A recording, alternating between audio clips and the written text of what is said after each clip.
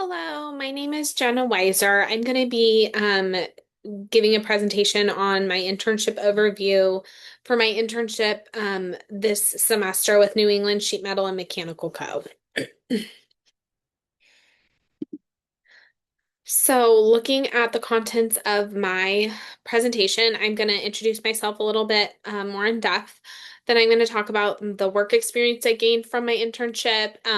Then I'm going to discuss the projects that I completed, estimation for during my time with the company, and then I'm going to discuss relevant coursework that I learned during the earlier and more recent semesters of my studies. So, my name, like I said, is Jenna Weiser. I am currently a CSU Fresno Masters of Construction Management student. I am in my final semester and I am scheduled to graduate pending the completion of this course. So the work experience that I gained while I've been at New England. So just a quick introduction. I accepted my internship mid-December, and then I started working with New England in mid-January when the semester began. Right away, they had me start learning the estimation takeoff software because it was a little bit tricky to learn in the beginning. So I was working with AutoBid sheet metal and then AutoBid mechanical. But I first learned AutoBid sheet metal, which is primarily used for taking off HVAC systems and then also architectural sheet metal. From that, I learned how to do the takeoffs. So I worked on reading the plans and the specs and learning how to utilize what was in those to set the systems and all sorts of stuff in the software.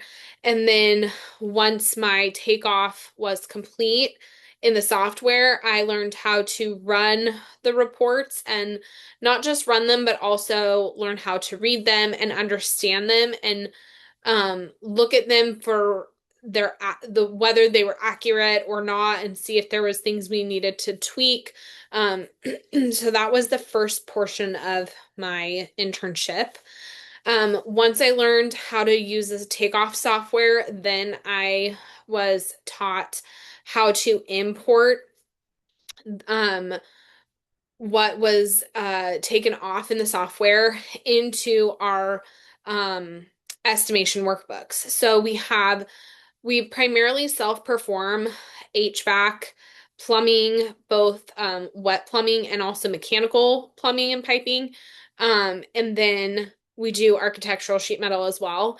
And so with all of those, we have lots of different workbooks for different scopes. So I learned the different components of each of the workbooks, and while they're all very similar, each scope is a little bit different. And so once I understood the workbooks and how to navigate them, then I started working on a real active live project. And so all of this was leading up to me learning how to do estimation. And so one of the first things when you start a project, depending on whether you're a prime contractor or a subcontractor on the job, will depend on how many subcontractors you have to solicit and invite to bid.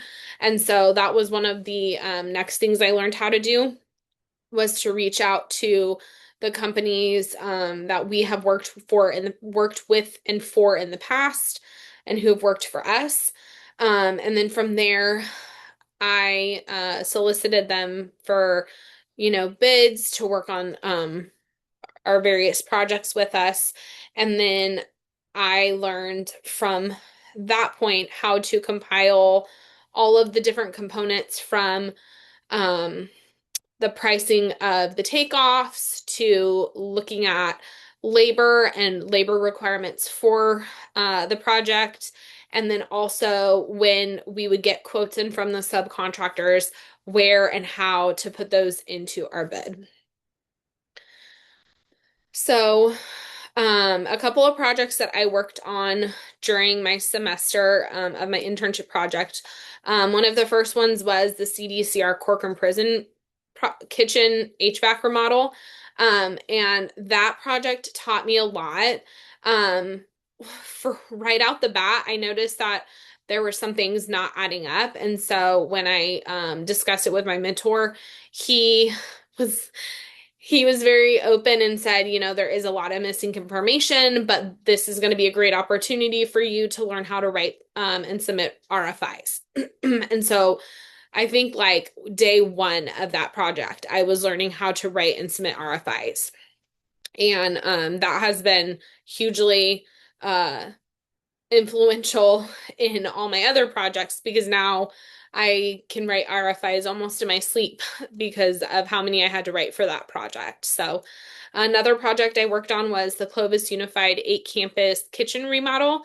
Um, Clovis Unified had 8 campuses that needed HVAC rework and equipment replacement. And that project was a lot to take in because it was essentially like 8 projects, but all smushed into one. So on that project, what I learned was how helpful repetition can be. And I think that project probably helped me the most because it helped me. Not only was I doing one project, but then I was repeating myself 7 times, more or less. And while each campus was a little bit different, um, in order to keep everything cohesive and easy to look through quickly, we made sure that every workbook was more or less an exact copy. And then based on whatever campus we were working on, in that workbook, we would make the adjustments to whatever equipment was needed, whatever ducting. And so um, through that project, I also learned how to keep my notes very organized when I first start looking at a project, and it also taught me like what information is most important to pull out um, and know for our particular scope and whatever work we're self-performing. Um, and then a more recent project that I just finished bidding about a week ago was the Fresno Clovis Regional Wastewater Facility. Um, this project was pretty straightforward in what was being asked of us as far as like what was being replaced. The difference with this project though was it required temporary cooling, which I hadn't dealt with before. And this project was also tricky because it was the equipment and all of the work that we were going to be performing for this project was on the second story of the building. And so we had to um, navigate, you know, how we were going to get materials and equipment into the building, how our guys were going to be able to access the building. We had to increase our material handling because they were going to be taking the materials from the ground level up the stairs into the room. So there was a lot of different components that I learned about with this project as well. We I learned about, the overall site layout and how that can dictate, where your crane goes, where your materials can be laid down, and just various components with that project as well. So looking at the courses that I have completed that I feel have been most pertinent and applicable to my internship. I say currently the four that stood out to me were primarily undergraduate level courses. So CM 110, CM 116, CM 150, and CM 170. Um, I felt like those were most applicable because I'm doing estimation, and with project estimation, there's a lot of um, thinking about how the project schedule will impact the different scopes, navigating whether we're going to be accounting for overtime, or how the labor will affect our scope or maybe another scope. Um, and so those are a lot of components that I learned about early on that I feel like I can really see tangibly using those courses. But I'm hoping to stay with with New England, and seeing where it takes me in my career.